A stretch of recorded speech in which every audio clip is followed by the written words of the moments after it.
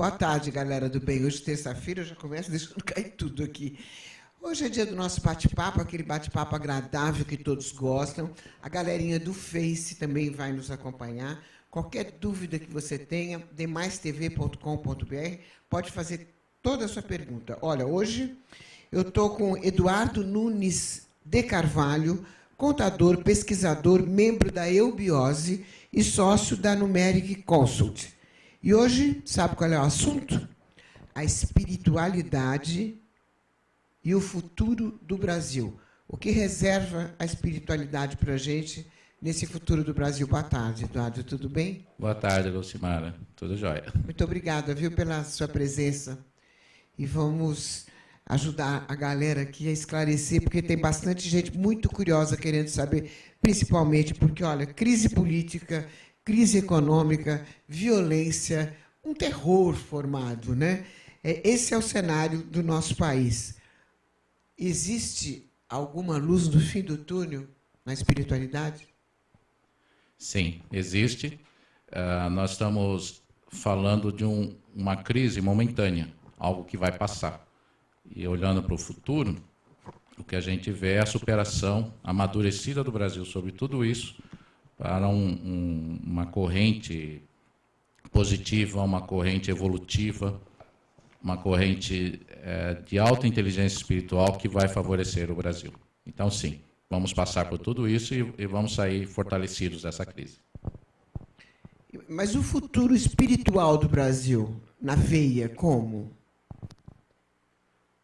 Lucimara, há vários sinais que mostram que a América do Sul, e em destaque o Brasil, vai ser o berço de uma nova civilização. Isso não é para agora, isso não é para os próximos 20 anos, mas para um futuro de daqui a 3, 4 gerações vai ficar bem visível isso. Então, é como o planeta tem um ciclo evolutivo que passa por diferentes regiões, está para chegar a vez da América do Sul e o Brasil, até pelo seu gigantismo, vai liderar esta nova fase. Então, sim, é um futuro brilhante que nos reserva, espiritualmente falando. Essa fase é próxima ou ainda tem mais algum tempinho? Ela é crescente. Percebe-se nos sinais e depois os sinais cada vez mais crescentes vão se tornar cada vez mais evidentes. Estamos poupados, por exemplo, de guerras. Então, a gente pode ver aí que o hemisfério norte, por exemplo, está passando por crises geopolíticas. Você vê aí a Coreia do Norte se militarizando, se preparando para algo nada interessante. E atentados terroristas, tal, tudo isso nós estamos escapando ileso. Isso é um sinal claro do presente, do que está sendo reservado para o Brasil no futuro. Eduardo, você pode me explicar o que se entende por religião, religiosidade, simbolismo religioso ou pluralismo religioso? Bom, são vários conceitos, mas vamos pensar numa coisa. A religião vem do latim religare, ou seja, você se reconectar ao seu eu divino, a Deus, ao espiritual, né? Religiosidade é essa percepção, né? Você ter essa ideia de que existe algo transcendental, algo que te toca, algo que é difícil de explicar, mas que te faz muito bem ou que te dá um sentido de vida, né? O simbolismo religioso é uma maneira, uma linguagem, uma metalinguagem que as pessoas das mais diferentes maneiras tentam transmitir esse pensamento, esse sentimento, essa sensação espiritual. Então, por exemplo, as artes deixam bem evidentes isso, né? E acho que o pluralismo religioso tem a ver com sincretismo e o melhor, ecumenismo, que é eu enxergo a verdade, a minha verdade que eu enxergo na minha visão religiosa, eu enxergo no seu credo religioso. Então, isso diplomaticamente é uma coisa interessante, porque ao mesmo tempo você compreende e você evolui crescendo juntos numa diversidade de pensamentos. A cultura da paz é isso, na verdade, né? Entendi. Eduardo, explica um pouquinho sobre a ligação do país para com a lenda de Jazão e os Argonautas. E explica também Jazão e Argonautas, para a nossa galera do bem. A mitologia grega fala que Jasão precisava conquistar seu império, se tornar rei, desde que ele fosse na Cólquida, onde hoje é a Geórgia, na antiga União Soviética, recuperar o tosão de ouro, que os fios de ouro, né, do tosão, que simboliza o conhecimento, simboliza a sabedoria, né? Bom, ele vai até a Cólquida, ele vai em embarcações marítimas, onde seus bravos marinheiros são chamados argonautas, liderados por Argos, e Jasão passa por 12 provas que faz com que ele saia vencedor, uma história muito parecida com a de Hércules, né? E ele retorna à sua terra ambicionada, trazendo a rainha, trazendo o tosão de ouro e, portanto, sendo o detentor do conhecimento e da sabedoria, né? O que isso tem a ver com o Brasil? Isso tem a ver, na verdade, com o ideal das grandes navegações. Tanto os portugueses como os espanhóis perceberam que a era das navegações era a era de redescobrir o mundo. E essa redescoberta fizeram com que eles acreditassem que haveria de ter uma terra onde era possível de se encontrar o tosão de ouro, o Eldorado. E essa visão, para os portugueses, convergiu ao interior do Brasil. Então, o Eldorado há de existir no interior do Brasil. Simbolicamente falando, isso gerou a criação de uma ordem chamada a Ordem do Tosão de Ouro. E a Ordem do Tosão de Ouro foi usada pela família real brasileira, pela família real portuguesa e por grandes casas monárquicas da Europa. Então, se você, por exemplo, vê as insígnias, as roupas usadas tanto por Dom Pedro I como Dom Pedro II, vai ver o tosão, né, um carneiro assim, a pele de um carneiro, né, como símbolo dessa ordem do tosão de ouro. Isso que eu estou dizendo da ligação com o Brasil já começa a formar a ideia de que o paraíso da Terra, ambicionado, por exemplo, pelos jesuítas, há de se construir nas terras novas, na América. E na parte dos jesuítas que exploraram o Brasil, há de ser construído no Brasil. Entendi. O padre Antônio Vieira, ele aborda a profecia do Quinto Império. O que é essa profecia? O que tem a ver com isso? O padre Antônio Vieira, ele era um mestre da oratória, ele viveu no século XVII no Brasil, português, agitou muito as coisas na época, porque ele foi até Roma, se envolveu com a Inquisição, quer dizer, foi citado pela Inquisição por causa da sua incrível visão de mundo, né? E uma das visões dele era de que o sonho de Daniel, a interpretação de Daniel ao sonho de Nabucodonosor II, como está mencionado na Bíblia, falava de uma estatueta, onde cada pedaço dessa estatueta simbolizava um império. E o Quinto Império, depois de passar por o Império Romano, depois de passar por a Grécia, depois de passar pela Babilônia e tudo mais, a interpretação dele é que esse Quinto Império haveria de ser o Império Luso brasileiro. Ou seja, é um resgate, de novo, à terra que há de reproduzir o paraíso, né? Ao país ou ao continente que há de reproduzir o paraíso na terra, né? Olha, da leitura do passado e dos símbolos, é possível se identificar os sinais do futuro. Como que você identifica esse pensamento? Como pode? O mundo, ele tem fatos assim que mostram serem aleatórios, mas a grande parcela dos acontecimentos são acontecimentos previsíveis ou que têm causa e efeito no longo e curto prazo. Talvez não tenhamos percepção disso, porque nós estamos vivendo isso. Então, não estamos distante para poder fazer uma visualização do todo. Mas quando você está a certa distância, você enxerga isso com relativa clareza, né? Então, esses sinais estão evidenciados via mitologia, esses sinais estão idealizados via acontecimentos, e as catástrofes, por exemplo, nos ajudam sempre a repensar nisso, que é um exemplo. Como se explica que a família real portuguesa esteve num evento religioso fora de Lisboa? Em 1755 acontece um terremoto que varre Lisboa e o sul de Portugal, e a família real escapou ilesa disso. Quanta interpretação foi feita sobre acontecimentos como esse que faz com que o ser humano se recoloque e pense: meu Deus, existe vida inteligente, existe um pai, existe uma mãe, existe Deus, para onde estamos indo? Esses são os sinais que nos refletem, ou discretamente ou muito abertamente, a pensar no mundo e pensar no futuro.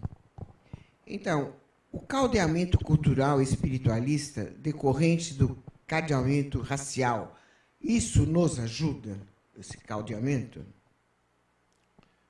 Simara, quando a gente pensa em caldeamento racial, nós estamos pensando num choque cultural, numa quebra cultural entre europeu, entre asiático, entre africano, entre indígenas, silvícolas. Imagina, quem tem aquelas convicções racistas acaba se perdendo ao perceber que a sua filha vai se casar com o suposto inimigo da outra raça. E disso nasce uma mescla, uma pessoa que é uma mescla de duas raças diferentes, que vai mostrar que aquela intransigência cultural não faz sentido. O que faz sentido é cada um aprender a experiência de cada cultura e extrair dela o melhor. Então, quanto mais forte for esse caldeamento, quanto mais intenso, e é isso que está ocorrendo no Brasil e nas Américas como um todo, mais evidente há de surgir pessoas mais inteligentes, pessoas mais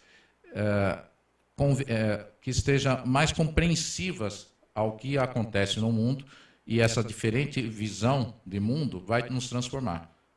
Esse avanço tecnológico que estamos vivenciando aí nos últimos anos, o uso de smartphone, o uso de mídias sociais e as soluções que a ciência está nos apresentando, imagina com as pessoas que estão surgindo com uma vivência, uma vida, um estilo de pensamento diferente dos nossos avós, vão fazer com isso.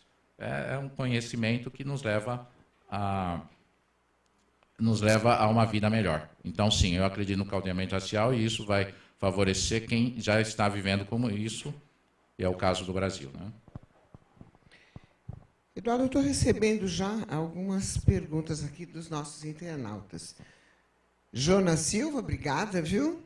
Ele pergunta, do Face, ele pergunta o seguinte: Eduardo, o país passa por uma opressão espiritual, além de estar sob um terror aqui de espíritos malignos em nosso Congresso. É isso que está acontecendo? É isso que a imprensa está mostrando. É isso que nos faz pensar que está acontecendo. Está parcialmente acontecendo. O Brasil vai sair desta crise.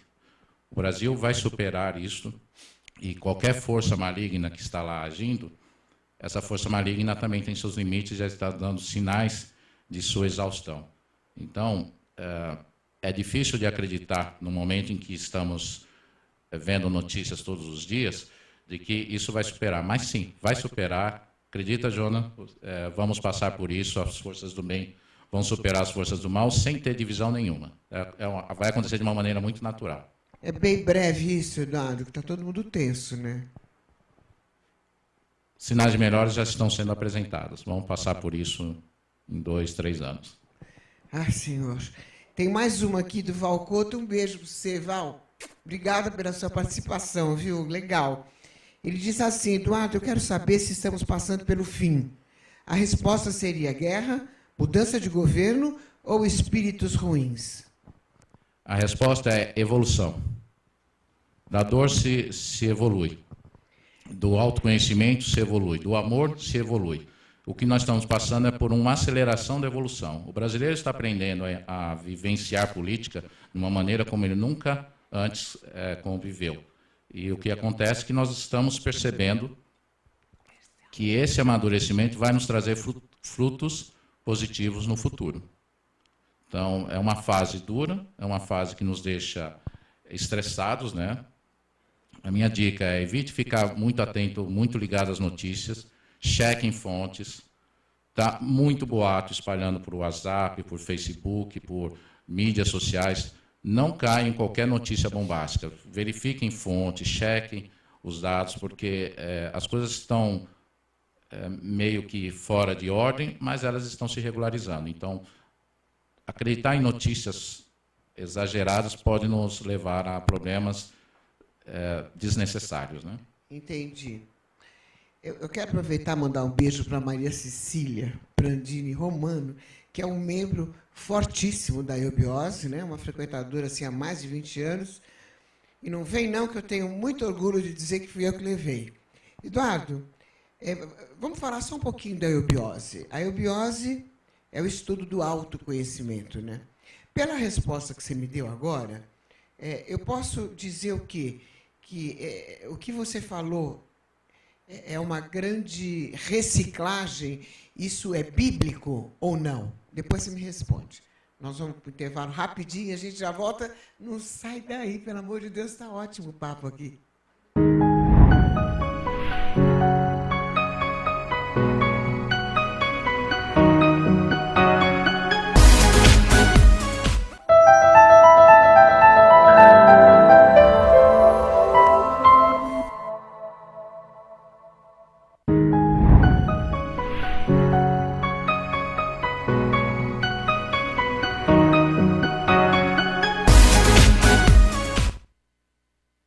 Olá, galera. Eu estou aqui com o Eduardo Nunes de Carvalho, falando sobre o futuro, a espiritualidade do país. Mas a gente estava na eubiose, né, Eduardo? Vamos falar só um pouquinho sobre a eubiose, que a galera quer saber. A eubiose é o estudo do autoconhecimento, é isso? Correto. É uma escola iniciática, que a eubiose significa saber bem viver. E o que a eubiose faz nesses estudos? A gente faz um estudo da religião, filosofia, ciência, estudo comparativo, e com isso a gente tenta resgatar a sabedoria iniciática das idades. O que quer dizer isso? Aquele conhecimento que vem da construção de cada uma das civilizações antigas, ela está nos levando a um todo. A gente vê no cristianismo uma expressão máxima dessa evolução do conhecimento humano, da espiritualidade, né? E isso tem uma sequência, e essa sequência vai ter um papel importante no Brasil, e a eubiose é uma das entidades que tem trabalhado muito com a materialização espiritual disso. O que a gente chama de materialização espiritual? Plasmar as coisas, você pensar, você se evoluir, você sair do estado de vida, energia que nós vivemos, para vida-consciência, porque é a consciência que nos leva à evolução. É bom deixar claro também que a eubiose não é nenhuma religião. Pelo contrário, ela ouve, ela vê, ela explica e a conclusão é sua. Sem dúvida, é uma busca do autoconhecimento. Né? É o estudo do autoconhecimento. O autoconhecimento que a gente pensa é quem eu sou, de onde eu vim, né? O que eu estou fazendo aqui. Qual é o princípio disso, Eduardo? Por onde se começa o autoconhecimento? O professor Henrique José de Souza, que foi o fundador da eubiose, ele falava muito em escola, teatro e templo.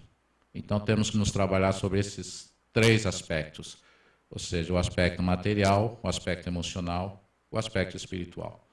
O equilíbrio da vida passa por você se equilibrar com isso, seja por yoga, seja por meditação, seja por orações. Você consegue trabalhar o seu autoconhecimento dessa forma. Os estudos o que a gente chama de escola nos propicia conhecer um pouco mais sobre o mundo e daí você possibilitar conhecer um pouco sobre você. O teatro é você vivenciar isso, é trabalhar a emoção.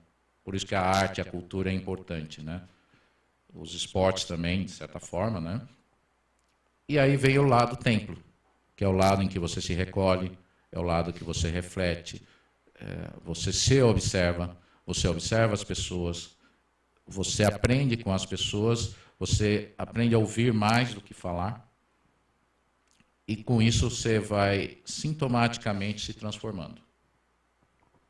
Eduardo, na verdade, todos nós sabemos que nós estamos vivendo um momento político muito triste. Nós estamos no país da impunidade completamente, a violência, a educação, enfim, está tudo um grande terror. Você acha que tudo isso é uma grande reciclagem? Você acha que tudo isso é uma evolução? Isso é bíblico? Sem dúvida. O mundo é cíclico. As evoluções passam por fases. E momentos de crise são momentos de oportunidade, oportunidades que visam você se transformar, aprender e passar para o novo ciclo. Então, sim, isso a Bíblia mostra várias passagens de crises e superações, e isso é algo que podemos superar, como a humanidade já mostrou que ela é capaz de superações. É por aí, né? Sem dúvida. É por aí. Em suas palestras, seus estudos, você sempre correlaciona as bandeiras e brasões a uma espécie de destino traçado para aquele Estado representado. O que você tem a nos dizer sobre o pavilhão nacional? Seguramente não é nesse momento que eu vou dizer tudo o que eu sei ou tudo o que eu penso sobre a bandeira, né? Que ela é linda, ela é emocionante, a bandeira do Brasil. Mas vamos dizer duas coisas sobre ela nesse momento. Que uma das mais sagradas constelações, aquela constelação que é visível a olho nu no hemisfério sul, que não é visível no hemisfério norte, está no centro de nossa bandeira, que é o Cruzeiro do Sul. Aliás, é tão importante que ela faz parte do brasão, né? Então, o Cruzeiro do Sul já é um elemento sagrado importantíssimo que está na bandeira, né? Um outro elemento sagrado é a espaica, a estrela que está lá representando o Estado do Pará, aquela estrela isolada acima do Ordem e Progresso, que ela é uma maneira indireta de, simbolicamente, trazer o conhecimento, a cultura, a riqueza do Oriente em traslado para o Ocidente. Então, aquela estrela, ela significa muitas coisas, e esse é um dos significados sagrados, por isso que eu chamo de meta-histórico e não histórico, né? Que nos livros você não vai ver isso escrito com clareza, mas ele tem essa simbologia de trazer do Oriente para o Ocidente, e essa estrela tem essa representação. E sobre estados como São Paulo, Bahia, Distrito Federal? Olha, na bandeira do Estado de São Paulo, a gente vê no topo à esquerda um mapa do Brasil e 4 estrelas. O que é isso? Lembra que eu falei do Cruzeiro do Sul? É o Cruzeiro do Sul simbolizado no canto esquerdo da bandeira. E o quinto elemento, ou seja, o principal elemento das 5 estrelas do Cruzeiro do Sul, é justamente o mapa do Brasil. Então, é uma maneira de dizer que São Paulo vela pelo Brasil. Ajuda, é um compromisso. É um compromisso espiritual que esse Estado ajude na manutenção desse grande país que moramos e vivemos. Entendi. Nossa Senhora Aparecida, tida como nossa padroeira, como que ela se relaciona com esse futuro espiritual? Numa cor. A cor azul índigo representa, além de ser uma cor feminina, a cor do mar, ela é a cor de proteção espiritual. O globo azul, que está na bandeira do Brasil, que está na Santíssima Trindade, representada na bandeira da Bahia, que é um triângulo azul índigo, é a cor prevalente de Nossa Senhora Aparecida. Então, ela, em sua simbologia, sua história, desde como ela foi construída, santa, no século XVIII, né, saiu pelo mar, saiu pelo rio do interior de São Paulo até ser descoberta e ser colocada a vestimenta do azul índigo e a coroa dourada, mostra o quanto que o dourado que simboliza o conhecimento espiritual, a inteligência espiritual, e o azul índigo, que é a cor da proteção. Então, sim, Nossa Senhora Aparecida tem uma forte simbologia de proteção por velar pelo Brasil. Eduardo, uma curiosidade minha, como a eubiose vê Nossa Senhora Aparecida? Nós pensamos muito na expressão egrégora. O que é egrégora? É quando o ser humano tem o poder do pensamento. Então, quando você pensa obstinadamente, firme, consistentemente em algo, você é capaz de materializar algo. Um sonho, por exemplo, né? Quando você vê uma comunidade de pessoas, um povo em comunhão de pensamento por algo, você está alimentando o que se chama uma egrégora. Então, Nossa Senhora Aparecida representa a construção de uma egrégora, a construção de uma egrégora de proteção dos brasileiros. Então, isso, eu não falo pela eubiose, tá, Lucimara, mas é uma interpretação que eu tenho em cima dos ensinamentos. É uma interpretação sua. Exato, é uma interpretação minha em cima dos ensinamentos, porque a gente não faz nenhuma crítica ou elogio explícito Mas sobre a eubiose Nossa Senhora pensa Aparecida. assim, não? Não. Faz sentido esse pensamento. Nós pensamos no poder plasmador, o segundo elemento, que é na Santíssima Trindade. A trindade que estudamos tem a ver com pai, mãe e filho. Então, o elemento plasmador é a mãe. Então, se você entender que Nossa Senhora Aparecida simboliza a mãe, nós estamos falando do poder da vida, do poder da criação. Então, nesse sentido, como simbologia, a gente respeita a Nossa Senhora Aparecida e gostamos de ver esse efeito positivo que ela nos causa. Entendi. Agora, Eduardo, por que os portugueses nos povoaram? Não seria mais interessante uma colonização inglesa, francesa ou até holandesa? A gente não estaria num outro nível? Essa é a inconformância de quem lê os livros de história ou quem sai da aula de história e fala, por que não foram os holandeses? Por que não foram os ingleses, os franceses e tal? Os franceses tentaram e mostraram, provaram por si só, na sua história, que não eram eles que tinham a condição, o jogo de cintura necessário para administrar um continente, uma parte, um meio continente que o Brasil é em relação à América do Sul. Os ingleses, muito racionais, legal, mas também não têm esse gingado para lidar com os trópicos. Os holandeses também tentaram. O melhor representante holandês a estar, de famílias reais, a estar no mundo, esteve aqui no Brasil, no momento da ocupação holandesa, né? Mas eu entendo que, pelas características que nós temos de caldeamento racial, com os portugueses a gente teria uma condição muito mais digna de povoamento, de desenvolvimento, ou seja, nem ser radical à direita, nem ser radical à esquerda, nem muito para cima, nem muito para baixo. Simplesmente ser o que é. Né? E é isso que o Brasil se transformou. Então, nossa cultura pacífica tem muito a ver do que herdamos dos portugueses. Nossa cultura diplomática tem muito a ver com o que herdamos dos portugueses. Nossa cultura criativa do improviso tem muito a ver com o que nós aprendemos com eles e que há essa feliz interação, inclusive até hoje. Né? Ok, eu estou com uma pergunta aqui do Pedro, do Paraná, eu já vou fazer, Pedro, essa pergunta. Porque antes eu quero mandar um beijo para a galera que está nos curtindo, viu, Eduardo? Legal. É a Lilian Brito, Rubens Fontana, Rose Dias, Sula Faria, Isabel Agapito, um beijo para você, linda, Val Couto, Jonas Silva, Estênio Melo, lindo cantor Estênio Melo, o Mardoqueu, nossa, o Mardoqueu é um tenor espetacular, viu?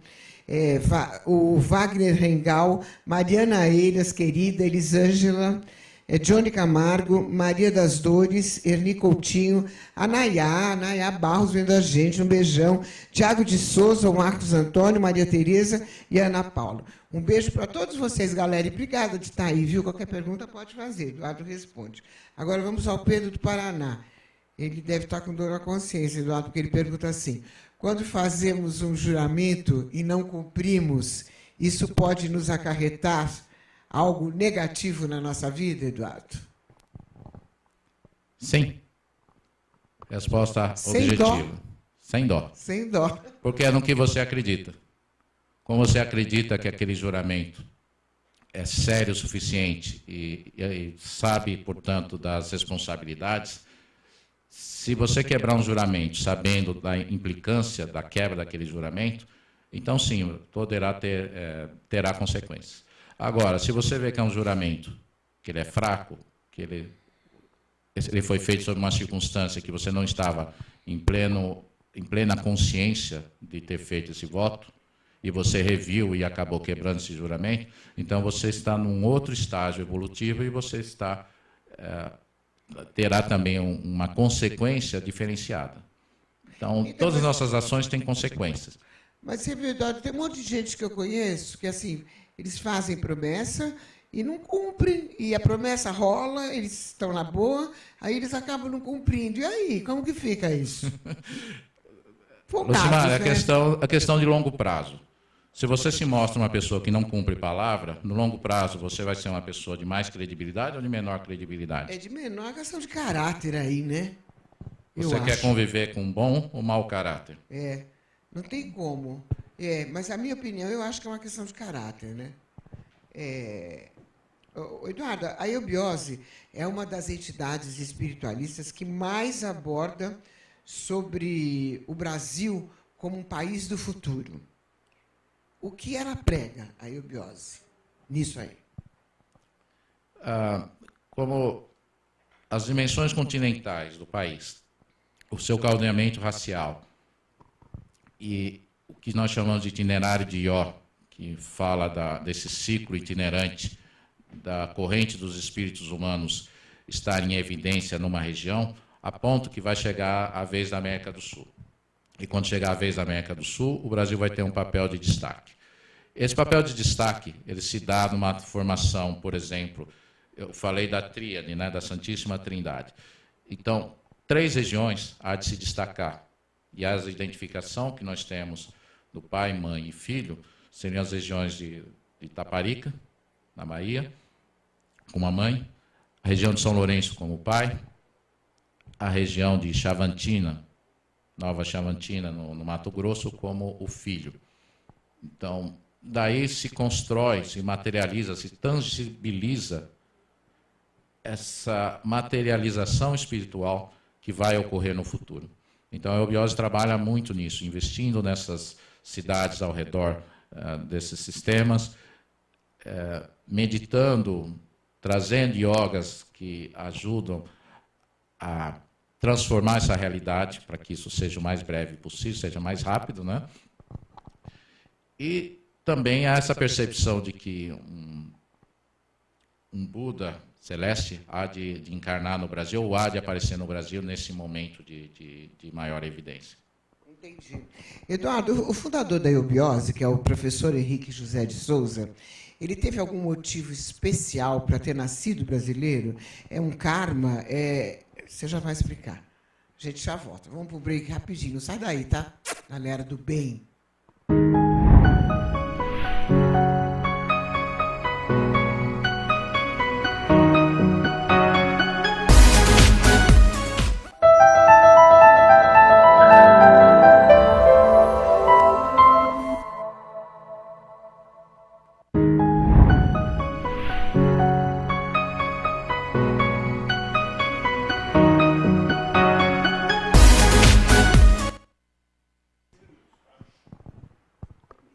Então, galera do bem, estou aqui com o Eduardo, a gente está falando sobre coisas, eu tenho muita coisa ainda para perguntar para ele, mas eu tinha feito uma pergunta sobre o fundador da eubiose, né?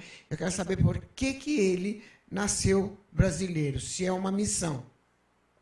O professor Henrique José de Souza nasceu em Salvador, na Bahia, em 1883. Ele é o grande iniciador dos espíritos humanos de arrancar essa vida, energia para a vida, consciência.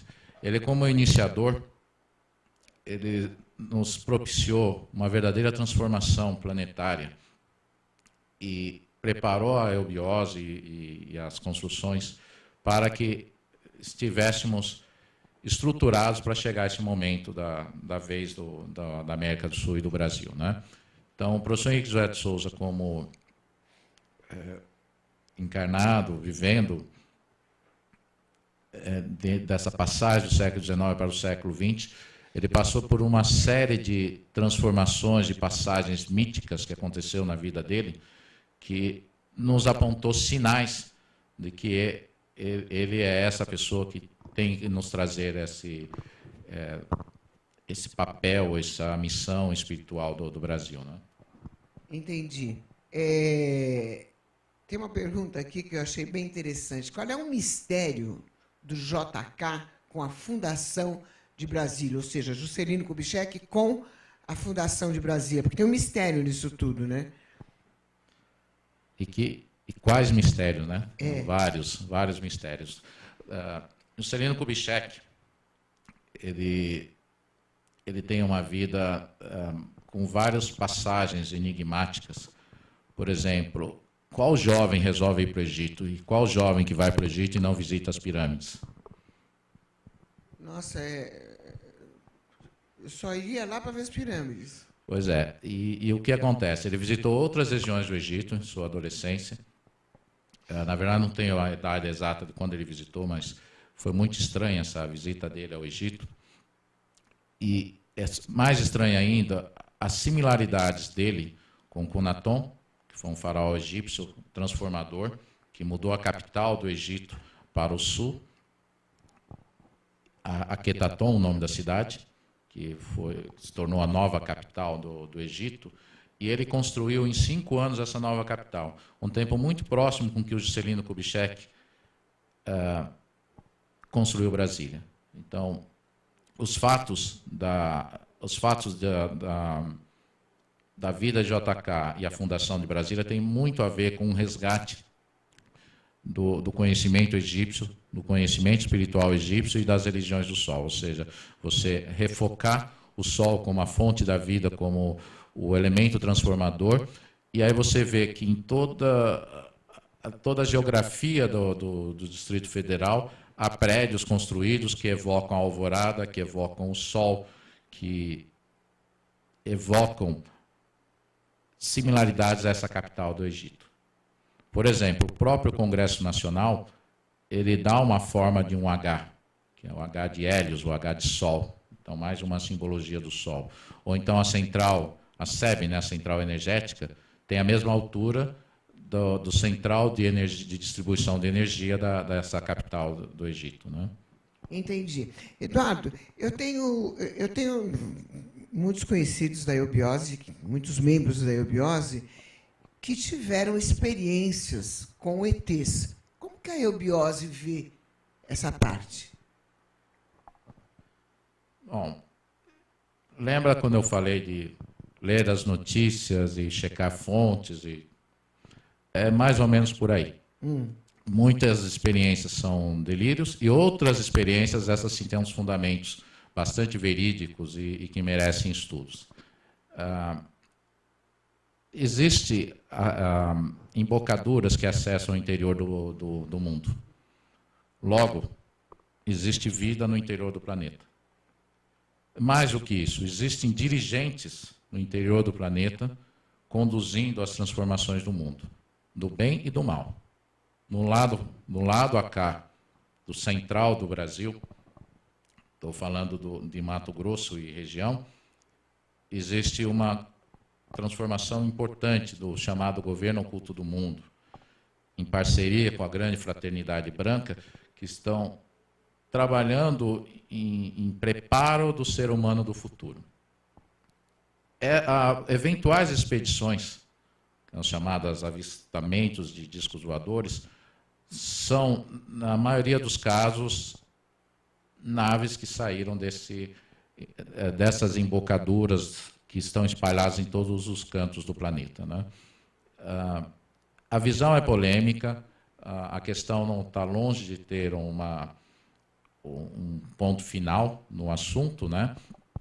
Mas há sim um senso de que, por exemplo, a raça humana foi sim conduzida por seres especiais, e esses seres especiais chegaram ao planeta por um meio de transporte, como hoje chamamos de disco voador, né?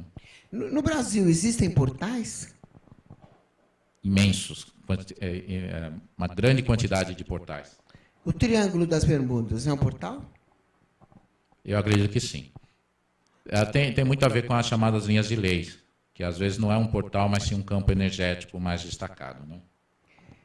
Qual a ligação da Atlântida, das religiões do Sol e da sabedoria iniciática das idades com o Brasil?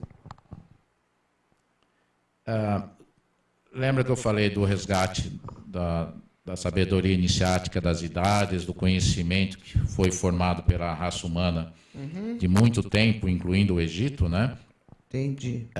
O Brasil, o suposto mapa da Atlântida incluía partes da América do Sul.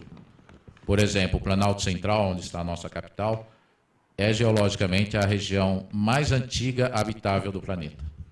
Então, aí, só daí você já percebe uma certa ligação da Atlântida com o Brasil, né? E quem foram os estrangeiros que vislumbraram o Brasil como o país do futuro? Podemos citar alguns.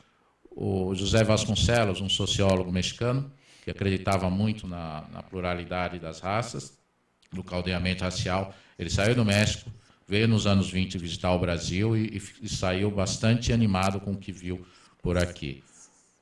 O polígrafo Mário Roso de Luna, espanhol. O Stefan Zweig, um escritor destacado austríaco que fugiu da Segunda Guerra Mundial e veio morar no Brasil, veio morar em Petrópolis, e antes dele vir para o Brasil já tinha escrito que o Brasil era o país do futuro. Então, são exemplos de estrangeiros que também visualizaram isso. Agora, que segredo é esse que está escondido no centro do Brasil? E onde? Olha, haja segredo, né, Lucimara? Veja que você vê um inglês sair, um inglês Sir, um inglês destacado, reconhecido pela rainha, sair da Inglaterra e explorar a Bolívia, explorar o Brasil e descobrir esse suposto segredo. E saber que a pista decisiva desse segredo veio de um conto bandeirante, que é o documento 22, que está lá no Museu Nacional, no Rio de Janeiro, na Biblioteca Nacional do Rio de Janeiro. Saber que ele vasculhou pistas, inclusive na própria Índia. E não contente com isso, ele voltou para a Inglaterra, pegou seu filho e pegou um amigo de confiança para fazer essa expedição e desaparecer nos confins do sertão do Brasil. E aí, sumiu? Sumiu, desapareceu. Nunca mais apareceu? Então, a parte do mistério é você perceber que índios chavantes protegiam aquelas regiões e ele desapareceu com o filho de uma maneira consciente, que era o que as cartas que ele escrevia para a esposa dele, que continuou vivendo na Inglaterra, disseram muito serenamente: eu encontrei esse acesso a uma embocadura que me leva a conhecer a raça dourada que vive no interior do planeta e descobrir como chegar até lá. Várias expedições foram feitas para encontrar o rastro do Sir Fawcett, né, que foi o coronel que desapareceu, né, e sem sucesso. O próprio Assis Chateaubriand pagou uma expedição. Multinacionais alemãs, como a Krupp, pagaram expedições. O governo brasileiro se envolveu em expedições e sem sucesso. Ninguém encontrou nem ossada, e nem o corpo, e nem pista de onde ele foi parar. Então, esses mistérios levam a crer que ele teve uma trilha, ele foi intuído espiritualmente a localizar essa região para ajudar a fazer essa construção desse ser especial que está por vir, né? Entendi. E assim, e como que a gente faz para a gente estar preparado para esse futuro? Porque a gente tem que pensar assim, a divindade se manifesta. Como ela se manifesta? Qual o ser divino que surgirá no país? Como a gente tem que agir? Dica de como agir: não pensar nesse assunto. Seguir sua vida, cumprir com o seu dever. Então, procura se evoluir. Trabalhe, ajude sua família, ajude sua comunidade. desenvolva seu trabalho de maneira ética e com visão de longo prazo. Ou seja, a nossa busca da transformação da vida e energia em vida consciência é um labor nosso. E essas notícias geográficas, olha, vai nascer aqui, tal, não leva a nada, gente, sendo bem sincero. E daí que nasceu aqui? E se tivesse nascido no sul da África, se tivesse nascido na Índia, qual diferença faz? O importante é que você esteja conectado a essa transformação. A melhor maneira de conectar é parar de ver notícias, parar de ficar se preocupando demais com as coisas e cuidar de si, cuidar do seu autoconhecimento, cuidar da sua comunidade, cuidar de sua família. Então, ou seja, como é que eu vou perceber esses sinais? Quando eu estiver despreocupado em ficar olhando os sinais. Eles vão ficar mais evidentes. Agora, Eduardo, tamanho é documento? Que eu quero dizer é o seguinte, a extensão territorial do Brasil é uma vantagem ou é uma desvantagem, no caso? É os dois, sem dúvida alguma, né? Nossa, os dois? Os dois. A desvantagem é porque haja controle de fronteira, né? Mas a grande vantagem é o Brasil está pronto para absorver as dores do mundo. Isso quer dizer o seguinte, nós temos terras, nós temos espaço, estamos trabalhando firmemente a se tornar o celeiro do mundo. A cada 2 anos que passam, o Brasil bate recordes da sua produção de grãos.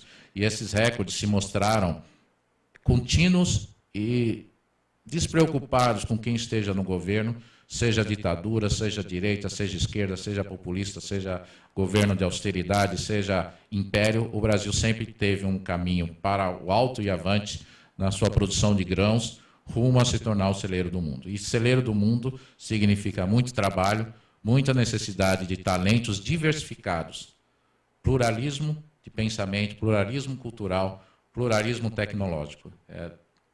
O nome Brasil, Eduardo, o nome é místico? O Brasil é místico?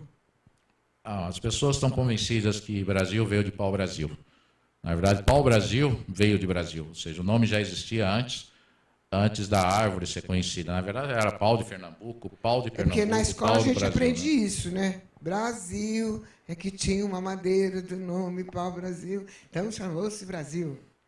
Olha, o estudo na origem do nome do Brasil é muito mais enigmático do que eu mesmo imaginei. Assim, é uma coisa estranha. Havia na Irlanda, ou no país de Gales, ou na Escócia, uma percepção de que havia uma terra mítica, uma ilha paradisíaca, que eles chamavam de High Brasil. Exatamente. Em quando isso? No século XIV. Quer dizer, muito longe do descobrimento do Brasil, né? Ou então a expressão do Brasil pode ter derivada dos fenícios como uma referência a eles e a sua produção férrea, que fazia deles levar esse comércio marítimo em todo o Mediterrâneo e até chegar ao Brasil. Ou seja, versões sobre o nome do Brasil tem várias. Mas uma delas, miticamente falando, não a verdadeira versão, não a versão que a gente chama de esotérica e exotérica. Não há a versão exotérica, mas a versão esotérica, todas elas conduzem à terra do fogo, terra paradisíaca, ou seja, conduz ao que a gente já vem falando desde o início aqui do programa, né, de que o Brasil é uma terra predestinada. E essa profecia, Eduardo, professor de Dom Bosco? Dom Bosco viveu no século XIX e, em 1883, olha a coincidência, o ano em que o professor Henrique José de Souza nasceu, ele teve um sonho em que ele falou que há de ter uma terra em que há de sair mel e leite do leito de seus rios, e que ela há de ser a capital espiritual do mundo. E esta terra, esta capital, vai estar entre o paralelo 15 e 20 graus. Isso se perdeu no tempo, essa profecia, e depois Monteiro Lobato tentou resgatar essa profecia para inflamar a campanha que ele tinha pela descoberta do petróleo no Brasil. Depois se perdeu e se reencontrou novamente para ajudar no convencimento do Juscelino Kubitschek a mudar a capital do Brasil para o então Distrito Federal, que era o quadrilátero de Cruz da expedição, localizando Brasília como essa terra que bate com as descrições da profecia de Dom Bosco. A gente conversou aqui com Eduardo Nunes Carvalho, membro da Eubiose, sócio da Numeric Consult. Foi um papo gostoso, nos orientou, nos deu explicação. Muito obrigada pela sua presença. Venha mais vezes, porque tem muito mais coisa para perguntar. Não deu para perguntar tudo. Obrigada, viu, Eduardo? Eu que agradeço, Lucimara Parisi, e o carinho do público também. Quem quiser a sua palestra, a sua presença, pode chamar em que site, que fone? Meu e-mail é brasilfacts@gmail.com. Ou então pode assistir às nossas programações no canal 3005 do YouTube. É isso aí. Galera do bem, um beijo para a nossa equipe aqui da Demais, o Alexandre Vitorino, a Luana Oliveira e a Camila Porto, que é a nossa técnica aqui. E eu quero mandar um beijo para o André Lindo, lá do salão, lá de Campo Limpo, ele e a Adriana, que estão curtindo, a Anice Pavorozinha e a Ana Paula Coefer. Um beijão para vocês. Galera do Face, obrigado aí, viu, pela sua companhia. Terça-feira próxima, às 13 horas, nós estaremos aqui ao vivo com um papo delicioso para vocês. Vocês vão gostar, não percam. demaistv.com.br. Um beijo. Até terça.